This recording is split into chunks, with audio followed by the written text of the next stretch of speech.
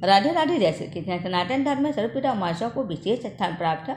पितृपक्ष के दौरान यदि किसी कारणवश आप पूर्वजों का श्राद्ध अगर नहीं कर पाते हैं तो इस दिन आप तर्पण पिंडदान करके और श्राद्ध करके उन्हें श्रद्धांजलि दे सकते हैं और उनकी आप पूजा कर सकते हैं। हिंदू पंचांग के अनुसार आश्विन मास की अमावस्या तिथि की शुरुआत 21 सितंबर रात 12:16 से हो रही है और उसकी समाप्ति हो रही है 12 सितंबर को रात 1:23 पर।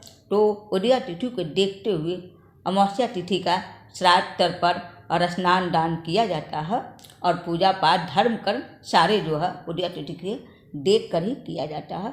तो उस हिसाब से 21 सितंबर को आप सब लोग सारे कार्यक्रम ये पितरों के नाम से और पूजा पाठ अमावस्या का स्नान दान सब करेंगे। शास्त्रों में कहा गया है कि इसी दिन किए गए श्राद्ध और तर्पण से सभी पितरों की आत्मा तृप्त होती है और इसी कारण से सर्वपिता अमावस्या इसे कहा जाता है। वैसे तो अमावस्या देखा जाए तो पितर के ही होते हैं सारे, लेकिन सर्वपिता अमावस्या जो होती है आश्विन मास में वो श्राद्ध के दिन होता है, तो इसीलिए ये पितरों के लिए बहुत ज़्यादा खास हो जाता है।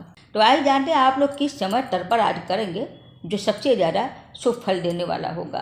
तो पहला है आपका कुटुंब मुहूर्त तर्पण करने का समय, तो उसका समय है 11:50 से 12:38 तक का। और दूसरा रोहिणी मुहूर्त है, उसमें भी आप कर सकते हैं। तो रोहिणी मुहूर्त दोपहर 12:38 से लेकर दोपहर 1:27 तक का। तीसरा अपराह्न काल का समय है दोपहर 1:27 से शाम 3:53 पर। ऐसी मान्यता है कि इन मुहूर्तों में तर्पण और पिंडदान करने से सबसे अधिक फल की प्राप्ति होती है। तो अमावस्या तिथि के दिन तर्पण ही नहीं केवल किया जाता, पूजा पाठ भी किया जाता है, दान दक्षिणा भी दिया जाता है और स्नान भी किया जाता है। तो इन सब का शुभ मुहूर्त है ब्रह्म मुहूर्त, सबसे ज़्यादा सर्वश्रेष्ठ होता है। वह सुबह 4:34 से लेकर 5:22 तक है। आपका दूसरा विजय मुहूर्त है दोपहर 2:16 से लेकर 3:04 तक है। तीसरा आपका सूर्योदय का समय है तो 6 से लेकर 7:30 बजे तक है। तीसरा आपका संध्या का समय है प्रदोष काल, उस समय दिया बाती का करने का काम है। तो उस समय भी आप लोग मंदिरों में दिया जलाइए, पूजा पाठ करिए, भगवान जी का आरती वगैरह करिए, भोग लगाइए। ये सारे कार्यक्रम आप प्रदोष काल में भी करिए। तो ये सब हो गया आपका तर्पण और पूजा का शुभ मुहूर्त के बारे में जानकारी। अब आप जानेंगे कि आप लोग पीपल का पेड़ का पूजा करेंगे कि नहीं। तो पीपल का पेड़ का पूजा आप लोग बिल्कुल नहीं करेंगे, क्योंकि इस बार की अमावस्या रविवार को पड़ी है।